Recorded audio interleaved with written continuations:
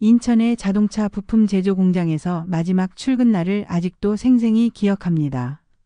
그날따라 공장 건물이 유난히 낡아 보였어요. 30년 동안 하루도 빠짐없이 출근했던 그 생산 라인에서 마지막으로 조립한 브레이크 패드를 손에 들고 있었습니다. 창밖으로는 이른 봄비가 내리고 있었죠. 영수 씨 정말 수고 많았어요. 우리 공장의 산증인이었는데. 공장장 박 부장이 내 어깨를 두드리며 말했을 때 코끝이 찡했습니다.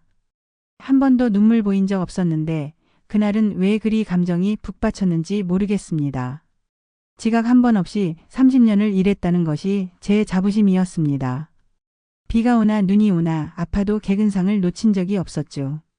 1993년에 입사했을 때는 제 머리카락에 하얀 것이 하나도 없었는데 이제는 반백이 되었습니다. 동료들은 구내식당에서 소박한 송별회를 열어주었고 현장 직원 23명이 모두 모여 박수를 쳐주었습니다. 영수 아저씨 없으면 이 라인 돌아가겠어요? 아저씨가 고치는 기계는 절대 고장나지 않는다고 신입들한테 얘기해 왔는데요. 18살 차이 나는 김 반장의 농담에 웃으면서도 가슴 한편이 묘하게 아팠습니다. 어쩌면 그동안 제 존재 이유였던 일터를 떠난다는 두려움이었을지도 모릅니다. 월급 280만 원을 30년간 받으며 성실하게 일했던 기술자로서의 자긍심은 컸지만 퇴직 후의 삶에 대한 불안감도 컸습니다. 이제 뭘 하고 살지? 라는 생각이 머릿속을 맴돌았습니다. 집에 돌아와 아내에게 말했죠. 여보 이제 진짜 나이 들었나 봐. 오늘 공장 떠나니까 60년 인생이 영화처럼 지나가더라고. 사실 정년 65세까지 일하고 싶었지만 건강이 허락하지 않았습니다. 30년간 하루 10시간씩 서서 일한 대가는 극심한 요추 디스크로 돌아왔습니다. 처음에는 가끔씩 요통이 있었지만 지난 2년 동안은 아침에 일어날 때마다 요통이 심해져서 진통제 없이는 출근할 수 없는 지경이 되었습니다. 진통제를 2알씩 먹어야 겨우 허리를 펼 수 있었죠. 2023년 1월 연례 건강검진에서 의사가 엑스레이 사진을 보여주며 심각한 표정을 지었던 날을 잊을 수 없습니다. 김영수님, 요추 4번과 5번 사이 디스크가 많이 손상됐습니다.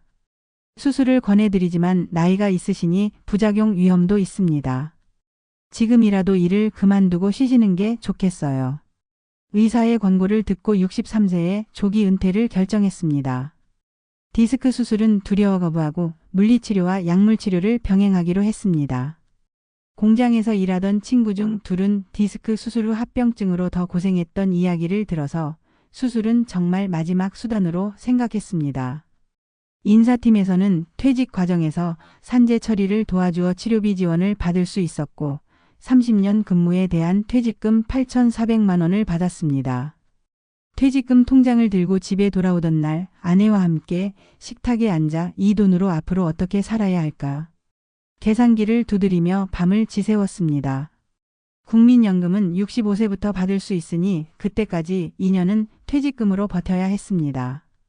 제 퇴직 결정에 결정타를 준 것은 아내의 건강 악화였습니다.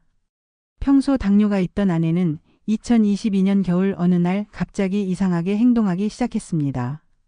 아침에 일어나 식사 준비를 하던 아내가 갑자기 말이 어눌해지고 식은땀을 흘리는 모습에 놀라 급히 병원으로 데려갔더니 당뇨 합병증으로 인한 저혈당 쇼크 상태였습니다. 환자분 혈당이 40대까지 떨어졌어요. 정말 위험한 상태였습니다. 조금만 늦게 오셨더라면 큰일 날 뻔했습니다. 응급실 의사의 말에 온몸에 식은땀이 흘렀습니다. 그날 아내가 평소처럼 당뇨약을 먹었는데 아침을 걸으면서 저혈당이 온 것이었습니다. 2주간의 병원 입원과 500만 원의 예상치 못한 의료비는 우리 부부에게 큰 충격이었습니다. 흰색 병원 침대에 누워있는 아내를 보며 깨달았습니다. 내가 아프고 당신도 아프다면 이대로 도시에서 살면 안 되겠구나. 퇴직금을 병원비로 써버리면 노후는 어떻게 될지 걱정되었습니다. 하루는 병원 휴게실에 앉아 창밖을 바라보며 눈물이 났습니다. 지금까지 열심히 살아왔는데 노후가 이렇게 불안하고 막막할 줄은 몰랐습니다. 인천 부평구의 월세 아파트에서의 은퇴 생활은 상상했던 것보다 훨씬 답답했습니다. 24평 아파트의 작은 창문 너머로 보이는 건 다른 아파트 회색벽뿐이었고 좁은 방에서 하루 종일 TV만 보게 되었습니다. 은퇴 후 갑자기 늘어난 시간을 어떻게 채워야 할지 막막했습니다. 직장 동료들과도 자연스럽게 멀어졌고 아내와 둘이서 하루 종일 집에 있다 보니 작은 일로 다투는 일도 잦아졌습니다. 여보, 오늘은 뭐 할까? 그냥 TV나 보자. 이런 대화가 일상이 되었습니다. 주말에는 큰 마트에 가서 사람 구경하는 것이 유일한 즐거움이었죠. 물가는 계속 오르는데 고정 수입은 없고 매달 지출만 있다 보니 경제적 불안감도 컸습니다. 월세 60만 원, 관리비 25만 원에 식비와 의료비까지 더하면 매달 150만 원 이상이 들었습니다. 퇴직금을 쪼개서 생활비로 쓰다 보니 통장 잔고가 매달 줄어드는 것이 눈에 보였습니다. 연금 72만 원으로는 도저히 살 수 없겠다는 현실적인 계산이 나왔습니다. 퇴직금도 점점 줄어들고 있었고 앞으로 10년, 20년을 어떻게 살아야 할지 고민이 깊어졌습니다. 그러던 중 2023년 4월 고향 친구에게서 전화가 왔습니다. 중학교 때까지 같이 자랐던 친구 이종석이었죠. 영수야, 너 퇴직했다며? 우리 동네로 내려와. 땅만 있으면 먹고 사는 건 문제 없어. 공기 좋고 스트레스 없고. 친구는 전라남도 고향 마을에서 귀농한 지 10년 됐다며 자랑했습니다. 처음에는 그저 웃으며 넘겼지만 도시 생활에 점점 지쳐가던 저는 친구의 말이 계속 머릿속에 맴돌기 시작했습니다. 밤마다 아내와 귀농에 대해 이야기를 나누기 시작했습니다. 처음에 아내는 당연히 반대했죠. 당신 농사는 젊었을 때도 안 해봤잖아. 이 나이에 무슨 농사야. 병원은 어떻게 다니고? 하지만 날이 갈수록 도시 생활의 부담감이 커지고 퇴직금이 줄어드는 것을 보며 아내도 조금씩 마음을 열기 시작했습니다. 휴대폰으로 시골집 매물을 검색하기 시작했습니다. 밤마다 아내와 함께 부동산 앱을 보는 게 새로운 취미가 되었죠. 여보, 여기 봐. 8천만 원이면 집이랑 땅까지 살 수 있대. 인천에서는 상상도 못할 가격이야. 처음에는 장난처럼 시작했던 일이 점점 구체적인 계획으로 발전해 갔습니다. 2023년 5월의 어느 날 마침내 결심을 굳혔습니다. 아내와 함께 인천 아파트 월세 계약을 종료하고 변화를 시도하기로 한 것입니다. 월세 보증금 1,000만 원을 돌려받고 퇴직금에서 7천만 원을 더해 전라남도 고향 근처 시골집을 알아보기 시작했습니다. 짐을 정리하기 전에 아내와 손을 잡고 버스를 타고 전라남도로 내려갔습니다. 30년 만에 밟는 고향 땅, 그곳은 변한 것도 많았지만 공기만은 여전히 맑고 깨끗했습니다. 서울에서 기차로 3시간, 버스로 1시간을 더 가야 하는 거리였지만 창밖으로 펼쳐진 녹색 풍경을 보니 마음이 평온해졌습니다. 친구 종석이가 소개해준 부동산 중개인을 만나 여러 매물을 둘러보았습니다. 아저씨, 요즘 귀농하시는 분들 많아요. 그래도 이 동네는 아직 땅값이 많이 오르지 않았어요. 중개인의 말에 조금 안심이 되었습니다. 인터넷으로만 봤던 시골집 매물을 실제로 보니 생각보다 상태가 좋지 않은 집도 많았지만 몇몇 집은 수리만 조금 하면 충분히 살만했습니다. 마침내 고향에서 30분 거리에 있는 단독주택과 3,000평의 텃밭이 딸린 매물을 발견했습니다. 흙담에 시멘트를 덧바른 집은 오래되었지만 기본 구조는 튼튼했고 남향이라 햇빛도 잘 들었습니다. 무엇보다 뒷산의 조망이 아름다웠고 마을 입구에서 500m 떨어져 있어 교통도 나쁘지 않았습니다. 부동산 중개인과 흥정 끝에 최종 7,800만 원에 계약했습니다. 8,400만 원의 퇴직금 중 대부분을 집과 땅에 투자한 셈이었습니다. 인천으로 돌아와 짐을 정리하기 시작했습니다. 도시의 모든 짐을 정리하는 과정은 쉽지 않았습니다. 30년 동안 모은 가구와 살림살이 중 필요한 것만 남기고 대부분을 버려야 했습니다. 아내의 화장대, 제가 아끼던 책상, 자녀들이 어릴 때 쓰던 책장. 하나하나가 다 추억이 담긴 물건들이었습니다. 이게 내 인생의 흔적인데. 라며 아내와 함께 추억이 담긴 물건들을 정리하며 눈물을 훔치기도 했습니다. 특히 아들이 초등학교 때 받았던 상장들, 딸이 대학 입학했을 때 찍은 가족 사진을 정리하면서 세월의 흐름을 실감했습니다. 결국 25년 된 장롱, 거실 소파, 오래된 TV 등을 모두 버리고 꼭 필요한 옷가지와 주방용품, 이불 몇 채만 가져가기로 결정했습니다. 예상대로 자녀들의 반응은 냉담했습니다. 공무원인 아들 영민이는 주말에 일부러 찾아와 강하게 반대했습니다. 아버지, 그 나이에 농사는 너무 무리예요. 도시에서 편하게 사세요. 저희가 조금씩 보태드릴게요. 아들의 말에 마음이 무거웠지만 자녀들에게 경제적으로 의존하고 싶지는 않았습니다. 간호사인 딸 미영이는 의료적 관점에서 우려를 표했습니다. 아빠 디스크의 농사일은 위험해요. 게다가 엄마 당뇨도 있는데 병원도 멀고 응급 상황에 어떻게 하실 거예요. 시골 병원은 시설도 안 좋은데. 딸의 말도 일리가 있었습니다. 하지만 마음속 깊이 이미 결정을 내린 상태였습니다. 처음에는 자녀들의 반대로 결정을 망설였지만 아내와 함께 진지하게 대화를 나누었습니다. 여보, 우리가 행복하게 살 방법을 찾은 것 같아. 도시에서는 돈만 들고 건강도 안 좋아지는데 시골에서는 텃밭 일구며 몸도 마음도 건강해질 수 있을 것 같아. 아내도 처음과 달리 시골 생활에 대한 기대감이 생겼다고 했습니다. 여러 차례 대화 끝에 자녀들은 마지못해 동의했습니다. 1년만 살아보고 안 되면 다시 도시로 오세요. 그때는 우리가 도와드릴게요라는 조건부 허락이었습니다. 하지만 그것만으로도 충분했습니다. 아들은 마지막으로 시골집 위치를 확인하고 스마트폰으로 가장 가까운 병원 위치도 찾아주었습니다. 2023년 6월 드디어 이사날이 되었습니다. 소형 트럭 한 대에 짐을 모두 싣고 인천을 떠났습니다. 30년 동안 살았던 도시를 떠나는 순간 두려움도 있었지만 새로운 시작에 대한 설렘이 더 컸습니다. 창밖으로 스쳐 지나가는 도시의 풍경이 점점 녹색으로 바뀌어 갔습니다. 5시간의 긴 여정 끝에 도착한 새 집, 녹슨 철제 대문을 열고 들어서자 넓은 마당이 우리를 반겼습니다. 집 앞에는 오래된 감나무가 한 그루 서 있었고 뒤편으로는 넓은 텃밭이 펼쳐져 있었습니다. 30년 만에 고향으로 돌아오는 길, 창밖으로 펼쳐진 푸른 들판과 산들이 반갑게 느껴졌습니다. 많은 것이 변했지만 공기의 냄새, 바람의 느낌은 여전히 친숙했습니다. 낡은 시골집에 첫 발을 디딘 순간 묘한 감정이 밀려왔습니다. 비록 오래됐지만 이제 이곳이 우리 집이다. 흙냄새가 나는 마당, 오래된 나무 대문, 기와 지붕. 모든 것이 새로우면서도 편안했습니다. 마당 한쪽에는 텃밭 농사를 위한 호미와 삽이 놓여 있었고 이전 주인이 심어놓은 상추와 파가 자라고 있었습니다. 첫날 저녁, 집 안 정리는 뒤로 미루고 마당에 접이식 테이블을 펴고 간단한 저녁 식사를 했습니다. 멀리서 온 우리를 환영한다며 옆집 할머니가 갓 담근 김치와 밑반찬을 가져다 주셨습니다. 이사 온다고 들었어요. 앞으로 잘 지내요. 도시에서는 상상도 못했던 이웃의 정이 느껴졌습니다.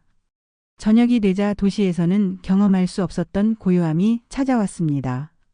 자동차 소리, 이웃의 말소리, 에어컨 소리가 사라진 정막 속에서 귀뚜라미 소리와 개구리 울음소리만 들렸습니다. 밤하늘에는 셀 수 없이 많은 별들이 빛나고 있었습니다. 인천에서는 4-5개 별만 보였는데 여기서는 은하수까지 선명하게 보였습니다. 인천에서는 별이 이렇게 많은 줄 몰랐어. 마당에 가니 의자를 놓고 아내와 함께 밤하늘을 바라보며 마신 첫날 저녁 막걸리 한 잔의 맛은 평생 잊을 수 없을 것 같았습니다. 이제 우리 인생의 새 장이 시작됐네. 아내는 오랜만에 환하게 웃으며 내 손을 꼭 잡았습니다. 다음 날부터 도시에서의 생활 패턴은 완전히 바뀌었습니다. 놀랍게도 알람 없이도 아침 5시에 자연스럽게 일어나게 되었습니다. 도시의 소음에 익숙해져 있던 귀가 고요함에 빨리 깨어난 것인지도 모릅니다. 마당에서 스트레칭을 하고 해가 뜨면 텃밭으로 나갔습니다. 도시에서는 아침 8시에 겨우 일어났는데 여기서는 5시에 일어나도 전혀 피곤하지 않았습니다. 해가 질 무렵 일을 마치고 저녁 식사 후 일찍 잠자리에 들었습니다. TV를 거의 보지 않게 된 것도 큰 변화였습니다. 대신 옛날 라디오를 틀어놓고 아내와 함께 내일 할 일을 계획하며 이야기를 나눴습니다. 첫 주에 해야 할 일은 시골집 수리였습니다. 공장에서 일하며 익힌 손재주를 활용해 직접 집을 고치기 시작했습니다.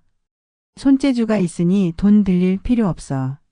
지붕 누수 부분을 막고 창문을 교체하고 화장실을 수리했습니다. 오래된 싱크대 대신 인터넷으로 주문한 중고 싱크대를 설치했고 방 바닥의 장판도 새 것으로 교체했습니다. 한편 아내는 집 안 청소와 정리를 맡았습니다. 오랫동안 비어있던 집이라 먼지와 거미줄이 많았지만 아내는 구석구석 깨끗하게 청소했습니다. 손때 묻은 오래된 장식장을 닦아 반짝이게 만들고 침구류도 햇볕에 널어 뽀송뽀송하게 말렸습니다. 아내와 처음으로 집안일을 함께 분담하기 시작했습니다. 제가 텃밭을 가꾸면 아내는 집 안을 정리하고 음식을 준비했습니다. 도시에서는 늘 바빠서 함께 할 시간이 없었는데 이제는 하루 종일 같이 지내며 서로의 새로운 모습을 발견했습니다. 당신 요리를 이렇게 잘하는 줄 몰랐어. 김치찌개 맛이 정말 일품이야. 영수 씨는 손재주가 정말 좋네요. 그동안 회사 일만 하느라 집에서는 보여주지 못했나 봐요. 40년 결혼 생활에서 미처 몰랐던 서로의 능력을 새롭게 발견하는 즐거움이 있었습니다. 생활비 계획도 새롭게 세웠습니다. 72만 원으로 충분히 살 수 있을까? 계산해보니 시골에서는 가능했습니다. 공과금은 도시보다 훨씬 저렴했고 텃밭 채소로 식비도 크게 절약할 수 있었습니다. 첫 달 공과금으로 전기세 32,000원, 수도세 15,000원, 가스비 4만 원이 나왔습니다. 인천에서 냈던 것의 절반도 안 되는 금액이었죠. 마을에는 65세 이상 노인들이 많았고 대부분이 농사를 짓거나 연금으로 생활하고 있었습니다. 이웃들은 우리의 은퇴 후 귀향 스토리에 관심을 보였고 농사 초보자인 우리에게 많은 조언을 해주었습니다. 상추는 이렇게 심어야 해요. 감자는 이맘때 심어야 풍년이 들어요 등 실용적인 조언들이 큰 도움이 되었습니다. 특히 기억에 남는 것은 이웃집 박 할아버지가 해주신 말씀이었습니다. 도시에서 벌어온 돈으로 시골에서 사는 건 정말 현명한 결정이요. 여기선 돈이 적게 들고 몸은 더 건강해지고 마음은 더 평화로워지지. 그 말이 우리 부부에게 큰 용기가 되었습니다. 이렇게 새로운 시골 생활이 시작되었습니다. 앞으로 어떤 도전과 기쁨이 우리를 기다리고 있을지 설렘 반 두려움 반으로 하루하루를 보내기 시작했습니다. 시골 생활 1년차, 우리 부부의 생활비 지출 패턴이 완전히 달라졌습니다. 도시에서는 한 달에 150만 원 이상 쓰던 것이 시골에서는 월 고정 지출이 공과금 15만 원, 식품비로 20만 원, 의료비로 20만 원 정도 총 55만 원으로 줄었습니다. 국민연금 72만 원으로 이 모든 것을 충당하고도 매월 17만 원이 남았습니다.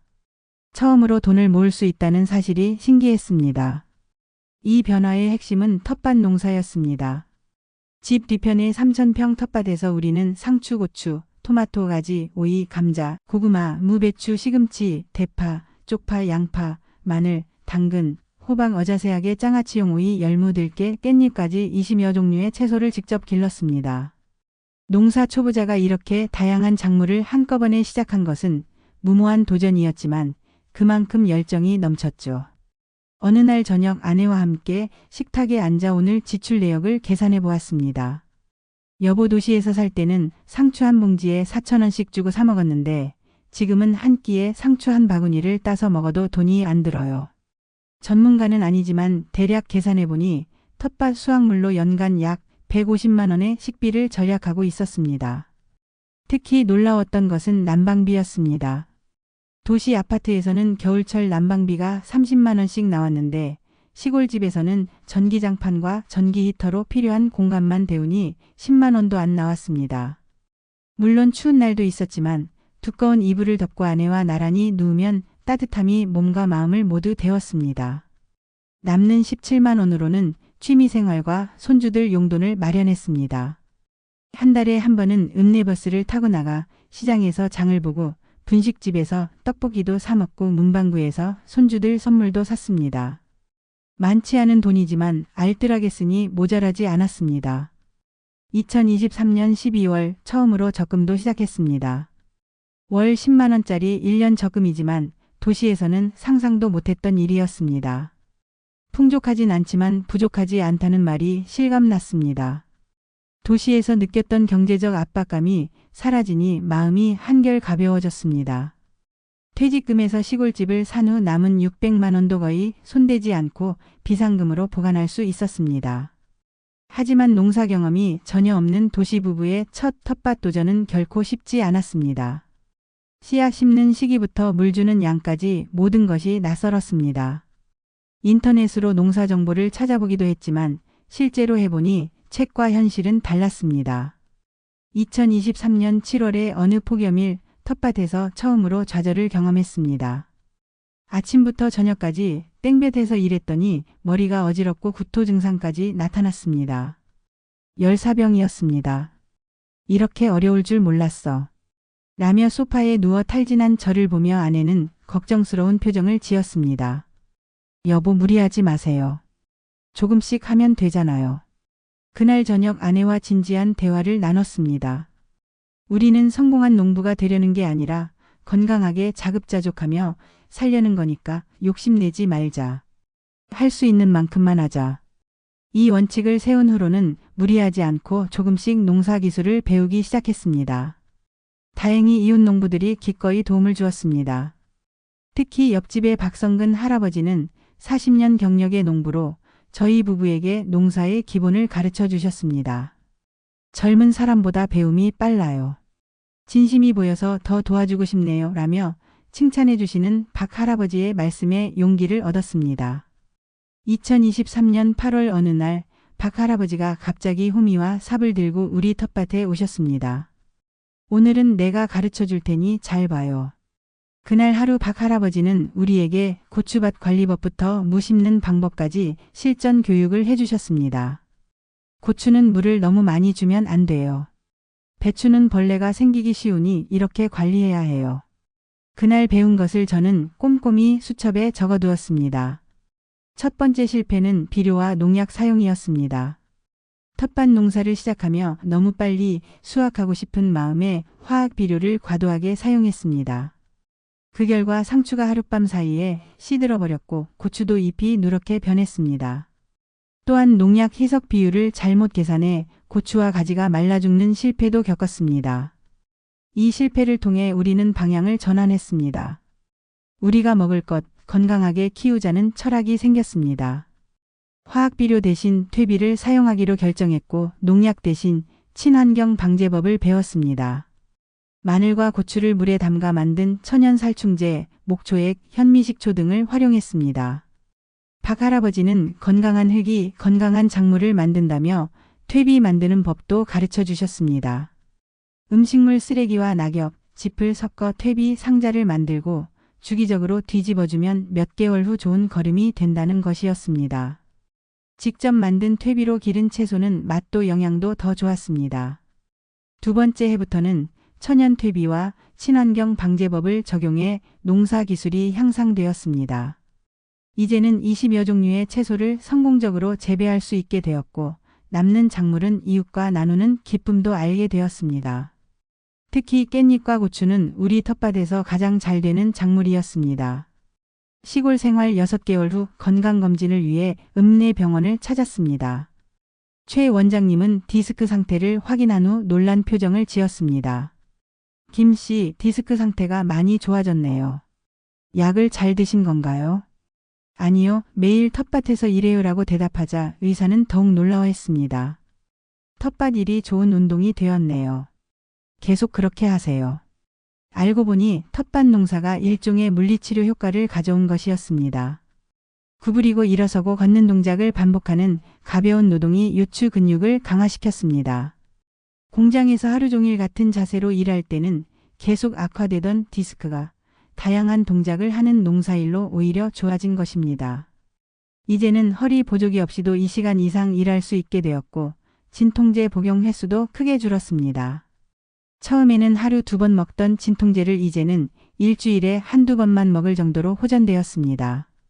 병원비로 쓸 돈을 텃밭에 투자한 게 오히려 더 효과적이었네라며 아내와 웃었습니다. 예상치 못한 행복한 부작용이었습니다. 허리가 좋아지니 삶의 질도 크게 향상되었습니다. 이제는 허리 통증 때문에 잠을 설치는 일도 줄어들었고 아침에 일어날 때 그 고통스러운 순간도 많이 나아졌습니다. 텃밭에서 직접 기른 신선한 채소와 과일로 식단이 완전히 바뀌었습니다. 도시에서는 외식이 작고 가공식품을 많이 먹었지만 이제는 집에서 직접 요리한 자연식 위주로 식사했습니다. 특히 화학 조미료 대신 직접 담근 된장, 간장으로 맛을 내니 음식 맛이 더 깊고 건강해졌습니다. 2023년 가을 아내와 함께 고추장과 된장을 담갔습니다. 박 할아버지가 알려주신 방법대로 메주를 만들고 소금물에 메주를 담가 장독에 보관했습니다. 처음 해보는 일이라 걱정했지만 몇 개월 후 맛을 보니 시중에서 파는 것보다 훨씬 구수하고 맛있었습니다. 내가 만든 된장으로 찌개를 끓이니 더 맛있어요라며 아내는 자랑스러워했습니다. 이런 식단 변화는 아내의 당뇨 관리에 놀라운 효과를 가져왔습니다. 혈당 수치가 지속적으로 개선되어 당화혈색소 수치가 8.5%에서 6.8%로 감소했습니다. 읍내 병원 의사도 이대로 유지하면 약 용량을 줄일 수 있을 것이라고 말했습니다. 2023년 10월부터 아내와 함께 시작한 아침 산책도 큰 도움이 되었습니다. 매일 아침 마을을 한 바퀴 도는 3km 산책은 처음에는 힘들었지만 점차 체력이 좋아지면서 즐거운 습관이 되었습니다. 당뇨 관리와 고혈압 관리에 모두 효과적이었습니다. 약 먹는 양이 절반으로 줄었어요라며 아내가 기뻐했습니다. 의료비 지출도 감소하고 건강은 좋아지니 일석이조였습니다. 이제 아내는 당뇨약을 하루 3번에서 2번으로 줄였고 저는 혈압약 용량도 줄었습니다. 건강검진 결과도 모두 좋아졌습니다. 콜레스테롤 수치가 정상화되고 체중도 각각 5kg씩 감량되었습니다. 또 하나 놀라운 변화는 수면의 질이었습니다. 도시에서는 늦게 자고 늦게 일어나는 생활이 일상이었지만 시골에서는 해가 지면 자고 해가 뜨면 일어나는 자연적인 생활 리듬을 되찾았습니다. 덕분에 숙면을 취하게 되었고 아침에 일어날 때 몸이 가볍고 상쾌했습니다. 자연의 리듬에 맞춰 사니 몸이 저절로 알아서 조절되는 것 같아라며 아내와 이야기를 나누었습니다. 시골 생활 1년 만에 우리 부부의 건강은 확실히 좋아졌고 몸도 마음도 더 젊어진 느낌이었습니다.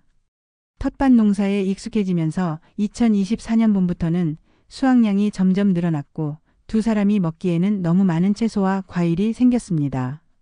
처음에는 버리기 아까워 고민했지만 이웃들과 나누기 시작했습니다. 할머니, 오이 좀 드세요. 아저씨, 고추 많이 나왔는데 가져가세요. 라며 나누다 보니 마을 주민들 사이에서 우리 부부는 인심 좋은 도시 사람들로 소문이 났습니다. 그러자 이웃들도 자신들의 수확물을 나눠주기 시작했습니다. 한 이웃은 직접 만든 김치를, 또 다른 이웃은 자신의 과수원에서 딴 사과를 선물로 주었습니다. 특히 감동적이었던 것은 2023년 11월 김장철이었습니다. 김장은 해본 적이 없어서 어떻게 할지 막막했는데 이웃 5가구가 모여 공동 김장을 제안해 주었습니다. 각자 자신의 배추밭에서 기른 배추로 함께 김장을 하자는 것이었습니다. 김장은 혼자 하는 것보다 여럿이 하면 훨씬 쉽고 즐거워요. 그렇게 우리 집 마당에서 열린 김장 잔치는 평생 잊지 못할 추억이 되었습니다. 6가구가 모여 총 300포기의 배추로 김치를 담갔습니다. 아내는 양념 만드는 법을, 이웃 할머니들에게서 배추 절이는 법을 배웠습니다. 남자들은 배추를 나르고 씻는 일을, 여자들은 양념을 버무리는 일을 했습니다. 그날 저녁 함께 김장한 배추로 끓인 김치찌개를 나눠 먹으며 정을 나누었습니다. 도시에서는 이런 정이 없었는데 여기 오니 마음이 따뜻해집니다. 라고 말했더니 이웃들은 이제 도시 사람이 아니라 우리 마을 사람이에요. 라며 웃었습니다. 마을 노인회에도 자연스럽게 합류하게 되었습니다. 매주 목요일 노인정에 모여 윷놀이도 하고 마을 일도 논의하고 때로는 함께 봉사활동도 했습니다. 2024년 1월 폭설이 내렸을 때는 노인회 회원들과 함께 마을 독거노인 가정에 눈을 치워드리는 봉사도 했습니다. 도시에서는 이웃의 얼굴조차 모르고 살았는데 이제는 마을 전체가 하나의 가족 같았습니다. 이웃집 할머니가 아프면 함께 병원에 데려다 드리고 누군가 집을 비우면 서로의 텃밭을 봐주는 것이 자연스러운 일상이 되었습니다. 특히 감동적이었던 것은 30년 만에 재회한 초등학교 동창들과의 우정 회복이었습니다. 고향에 돌아왔다는 소식을 들은 초등학교 동창 3명이 어느 날 술과 안주를 들고 찾아왔습니다. 야, 영수야. 너 정말 돌아왔구나. 서로의 주름진 얼굴을 보며 대성통곡했습니다. 그날 밤 우리는 50년 전 어린 시절의 추억을 나누며 밤새 이야기를 나눴습니다. 우리 매달 한 번씩 모이자는 약속을 지켜 이제는 내 가족이 돌아가면서 집에서 저녁 식사를 함께하는 모임이 되었습니다. 도시에서는 느낄 수 없었던 오랜 친구들과의 재회와 우정은 노년의 큰 위안이 되었습니다. 처음 시골집에 방문했을 때 자녀들의 표정은 걱정과 안타까움으로 가득했습니다. 공무원인 아들 영민이는 아버지, 정말 여기서 사실 거예요. 불편하지 않으세요? TV 신호도 잘 안 잡히고 인터넷도 느린데. 라며 의아해했습니다. 간호사인 딸 미영이는 엄마, 당뇨 관리는 어떻게 하실 거예요? 응급 상황에 병원까지 얼마나 걸려요? 라며 걱정했습니다. 그러나 1년 후인 2024년 설날에 다시 방문한 자녀들은 완전히 다른 반응을 보였습니다. 아버지, 여기서 정말 행복해 보이세요. 얼굴색도 좋아지셨고요. 도시에 계실 때보다 훨씬 건강해 보이세요. 아들 영민이의 말에 가슴이 뿌듯했습니다. 특히 놀라워한 것은 우리 부부의 변화였습니다. 도시에서는 TV만 보던 우리가 이제는 텃밭 농사, 장 담그기, 산책 등 다양한 활동을 하는 것을 보고 자녀들은 감탄했습니다. 엄마 정말 달라지셨어요. 도시에서는 항상 피곤해 보였는데 지금은 생기가 넘치세요. 텃밭에서 직접 기른 채소로 차려진 식탁에 자녀들도 감탄했습니다. 특히 아내가 직접 담근 김치와 고추장으로 만든 음식은 맛이 달랐습니다. 엄마 음식이 더 맛있어졌어요. 이게 다 텃밭 채소 때문인가요? 내심 뿌듯했습니다. 딸 미영이는 모바일 혈당계로 아내의 혈당을 측정해 보더니 놀라움을 감추지 못했습니다. 엄마 혈당 관리가 정말 잘 되고 있어요. 도시에서보다 훨씬 안정적이네요. 간호사인 딸이 의학적으로 인정한 것이 더 큰 신뢰를 주었습니다. 특히 손주들은 시골 체험을 너무나 좋아했습니다. 도시에서는 경험할 수 없는 자연 속에서의 놀이가 신기했나 봅니다. 7살 손녀 서연이와 5살 손자 지호는 텃밭에서 직접 당근을 뽑고 감자를 캐고 토마토를 따는 경험을 통해 자연의 소중함을 배웠습니다. 할아버지, 이 당근이 진짜로 땅에서 나와요. 마트에서 파는 건 줄 알았어요. 손녀의 순진한 질문에 모두가 웃었습니다. 손자는 물장난을 치며 텃밭 물주기를 도왔고 손녀는 수확한 채소를 바구니에 담는 일을 도왔습니다. 할아버지 집이 최고예요. 다음에 또 올게요. 라는 손주들의 말에 가슴이 뭉클했습니다. 이제 명절마다 자녀들 가족이 찾아오는 것이 일상이 되었고 우리 집이 휴양지가 됐어요 라며 아내와 웃곤 했습니다. 자녀들도 시골집을 제2의 고향으로 여기기 시작했습니다.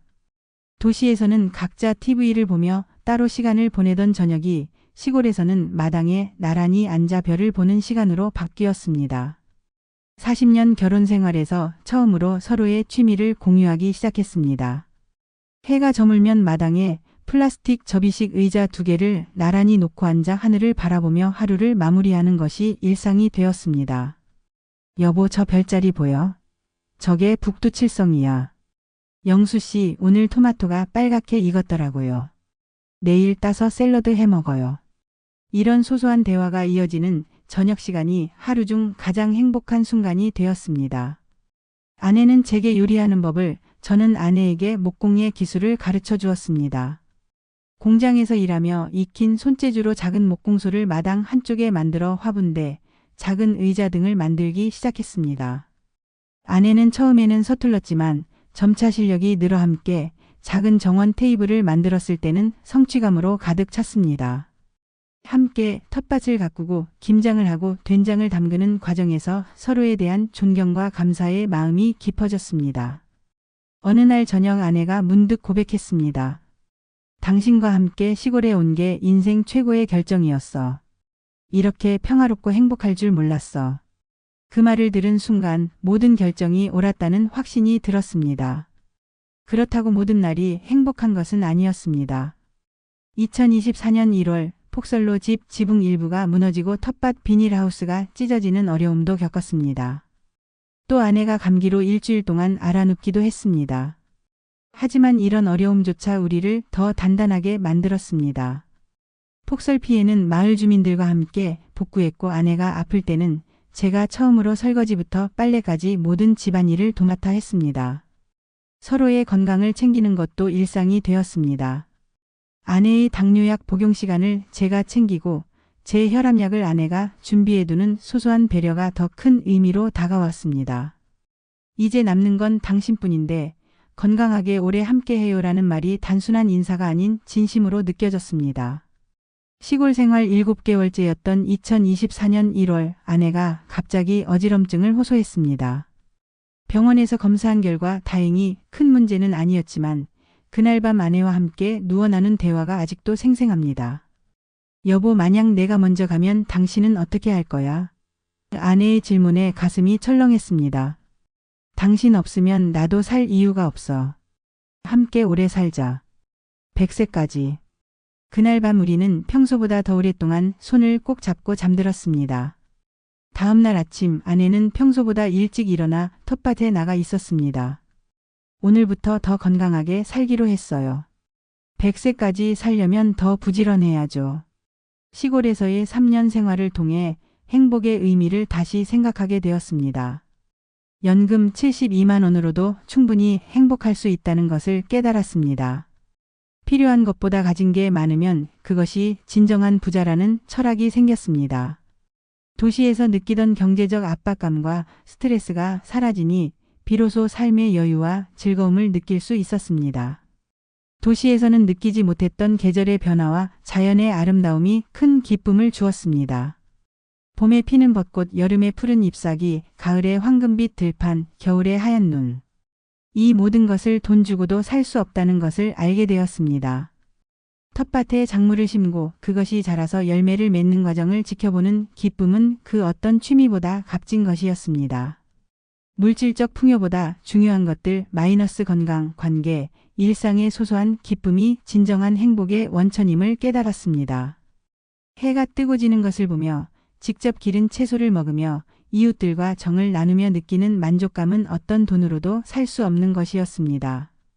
2025년 1월 시골 생활 3년 차를 맞이하며 아내와 함께 새로운 계획을 세웠습니다.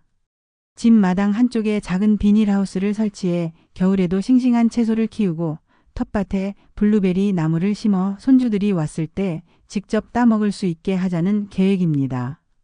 이제는 10년 후를 바라보는 마음도 평온합니다. 함께 건강하게 100세까지 살고 싶어요라는 소망이 더 이상 비현실적인 꿈이 아니라 가능한 목표처럼 느껴집니다. 부족함 속에서도 풍요를 찾는 법을 배운 시골 생활, 이것이 우리가 발견한 행복의 비결입니다.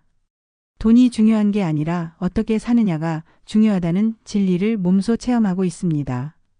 연금 72만 원으로도 충분히 행복하게 살 수 있다는 것, 그리고 그 행복은 우리의 선택과 마음가짐에 달려 있다는 것을 매일 깨닫고 있습니다. 우리 부부의 소박한 그러나 풍요로운 시골 생활은 앞으로도 계속될 것입니다.